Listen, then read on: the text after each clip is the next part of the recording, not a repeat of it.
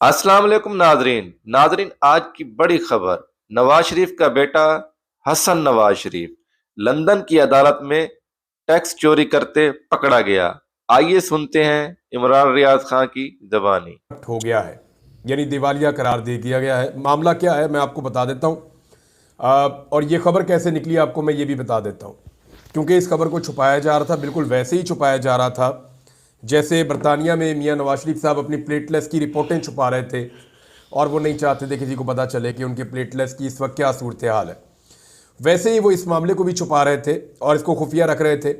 नवाज शरीफ का बेटा हसन नवाज, उसके बारे में ये खबर है, और ख़बर यह है कि वो बरतानिया के अंदर दिवालिया हो गया और अब वहाँ पे वो कोई कारोबार नहीं कर सकता, बैंकों से पैसा नहीं ले सकता और वहाँ पे वो कोई नई कंपनी खड़ी नहीं कर सकता। ये प्रॉब्लम क्यों हुआ, ज़रा थोड़ा सा इसकी डिटेल में चले जाते हैं। जो तफसीलात मैंने हासिल की हैं उनके मुताबिक, एक तो बरतानिया में एक गज़ट होता है, उसके अंदर वो नोटिफाई करते रहते हैं, चीज़ें अपडेट करते रहते हैं, जिससे पता चलता है कि वहाँ पे कंपनीज़ की क्या सूरत हाल है। पहले बरतानिया में एक कानून होता था कि अगर कोई कंपनी दिवालिया हो रही है तो सिर्फ वो कंपनी दिवालिया होती थी और उसी का मुकदमा होता था, उसी का नाम आता था। लेकिन अब ये बरतानिया में एक नई प्रैक्टिस है कि अब जो कंपनी है उसके साथ उसके मालिकान को या उसके जो डायरेक्टर्स हैं या जो मेन लोग हैं जो वो कंपनी बना रहे हैं, चला रहे हैं, उनको भी शामिल किया जाता है। तो यहाँ कुछ डॉक्यूमेंट्स आए और बरतानिया का जो सिस्टम है उसके अंदर इसको हाईलाइट किया गया और ये बताया गया। और ये खबर किसी सहाफ़ी ने नहीं निकाली, मैं आपको ये कंफर्म कर दूँ। एक तो मैं आपको ये बता दूं कि बरतानिया में जितने सहाफ़ी हैं उन सबको शर्म आनी चाहिए, जो एवन फील्ड के बाहर मियां नवाज शरीफ साहब की चाकरी करते हैं, जो पाकिस्तान तहरीक इंसाफ के लोग या ओवरसीज़ पाकिस्तानी जो आम शहरी हैं वो भी जब एहतजाज करने के लिए आए तो उनके चेहरों के ऊपर कैमरे फिट कर देते हैं और उनके ऊपर दिन रात तनकीद करते हैं, उनके ऊपर दिन रात अटैक करते हैं। मैं उन सहाफ़ियों की बात कर रहा हूँ जिन्होंने नवाज शरीफ से कभी कोई सख्त सवाल नहीं किया। मैं उन सहाफ़ियों की बात कर रहा हूँ जिन्होंने नवाज शरीफ से कभी नहीं पूछा कि आप जाली फार्म 47 पे आपने हुकूमत क्यों बनाई। किसी ने नहीं पूछा कि यास्मीन राशिद एक कैंसर ज़दा पेशेंट को जेल में आपने रखा हुआ है, 70,000 की लीड से आप हार गए थे, आपने ये सीट क्यों ली। किसी ने नहीं पूछा कि पाकिस्तान में जुल्म जबर और फस्तायत क्यों हो रही है। ये सारे सहाफ़ी वहाँ जाते हैं और ऐसा लगता है कि नवाज शरीफ की नौकरी करते हैं। इनमें से किसी ने भी इस खबर को ब्रेक नहीं किया। ये खबर एक ओवरसीज पाकिस्तानी ने निकाली और इसका जो क्रेडिट है, मैं वैसे पूछ लूंगा, अगर वो कहेंगे कि मेरा नाम ले लो तो मैं उनका नाम ले लूंगा, लेकिन मैं ये बताता हूं कि नवाज शरीफ साहब को शुक्रिया किसका अदा करना चाहिए इस खबर के लिए, तो वो आबिद शेर अली का शुक्रिया अदा करें जिसकी वजह से मामला यहां तक पहुंचा। बहरहाल ये खबर आ गई और ये एक आम पाकिस्तानी ने खबर निकाली है और खबर निकालने के बाद उसने फिर इसको जहां जहां देना था वहां पे दिया और अब मामला आपके सामने है।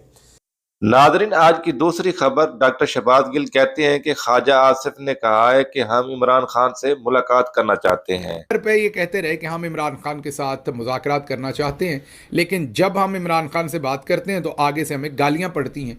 ये मैं नहीं कह रहा कि इमरान खान साहब यकीनी तौर पर इन्हें गालियां नहीं देते, लेकिन जाहिर है वो तो इतना ही कहते हैं कि आप लोग चोर हैं, बैठाए हुए हैं इस हुकूमत के ऊपर, आपकी इतनी औकात नहीं कि आपके साथ नेगोशिएशंस की जाएं। जो असल मालकान हैं उनके साथ नेगोशिएट करेंगे, तो ये उनको गाली लगती है। जो हकीकत है वो इनको बताई जाए तो इनको गाली लगती है।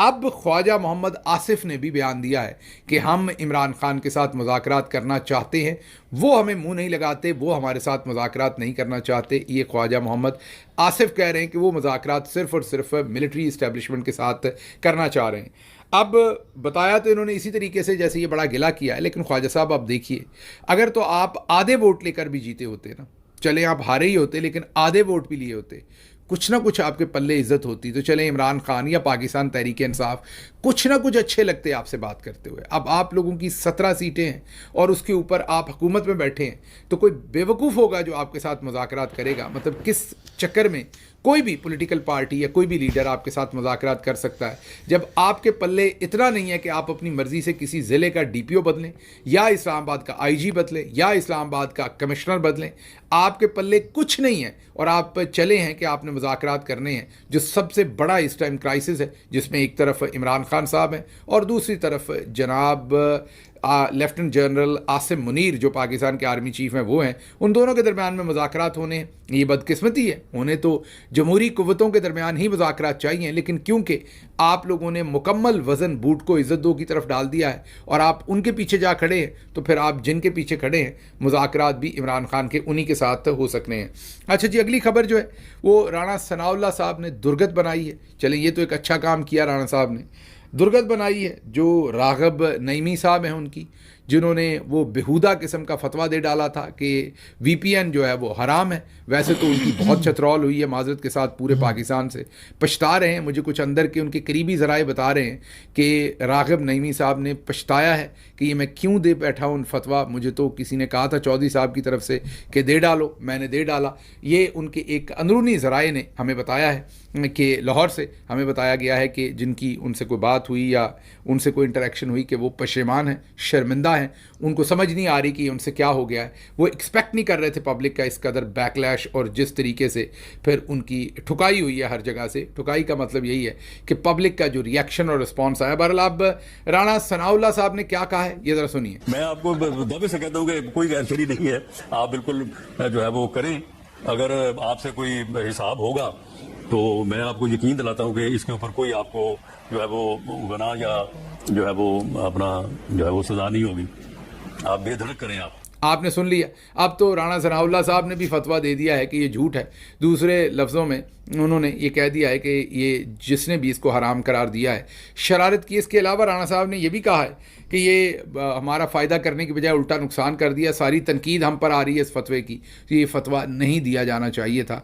तो ये मेरा ख्याल शायद राग़ब नईमी साहब समेत और बहुत सारे जो सरकारी उलमा हैं, जी हाँ, जो चौधरी निज़ामुद्दीन के इमाम पर मज़हब को भी अपनी मर्ज़ी से मोम की नाक समझकर मोड़ देते हैं जिधर उनका दिल करता है, उनके लिए इट्स अ ग्रेट लर्निंग कि आजकल ये सोशल मीडिया का ज़माना है।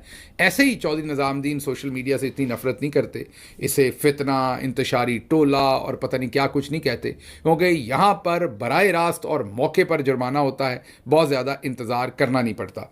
अगली खबर